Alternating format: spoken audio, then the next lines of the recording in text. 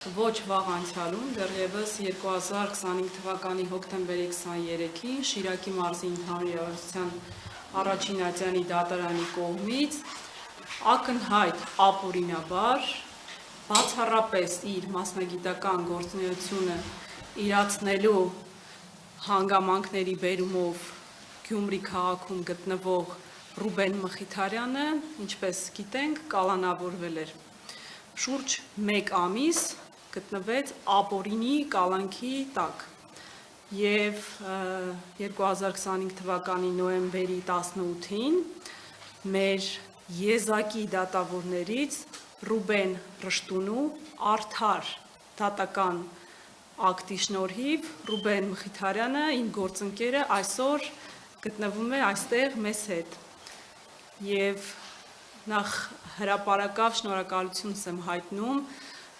իրական արդարադատություն իրացնող եզակի դատավորներից Ռուբեն Ռշտունուն, ում արդարադատությունը հեռախոսակապի միջոցով չի,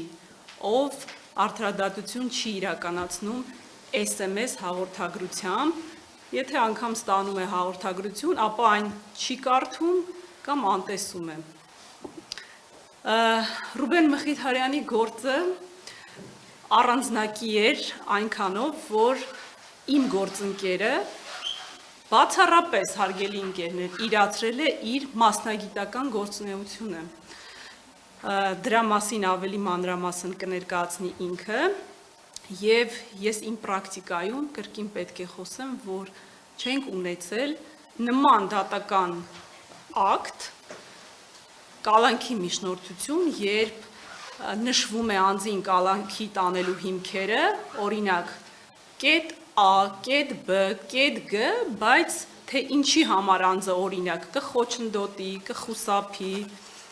բացառապես միայն A կետ, B կետ։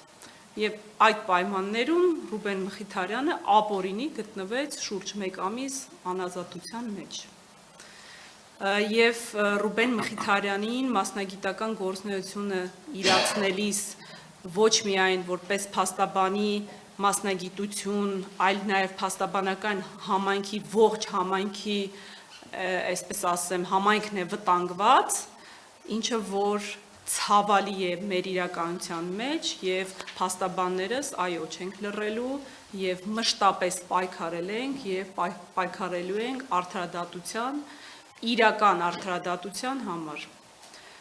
Ռուբեն Մխիթարյանին կխնդրեմ, որպեսզի ներկայացնի իր մասնագիտական գործունեությունը իրացնելու այդ հանգամանքները և մեկ հանգամանք ևս նշեմ, տեսեք,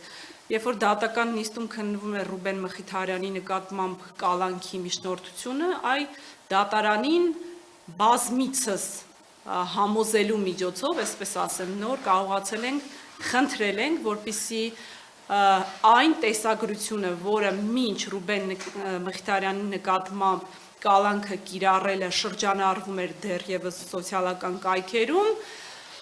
որպեսզի դիտենք դատական նիստում և այն տեսագրությունը, որը որ հասանելի է նաև բոլորիդ։ Եվ այդ տեսագրության մեջ ակնհայտ տեսանելի է, որ Ռուբեն Մխիթարյանը իրեն վերագրվող որևէ գործողություն, որևէ հանցավոր արարք, մեղադրանքում արձանագրված հանցավոր տարր չէր կարող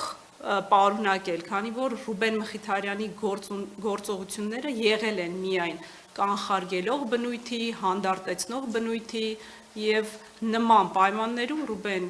Մխիթարյանը գտնվել է ապօրինի անազատության մեջ։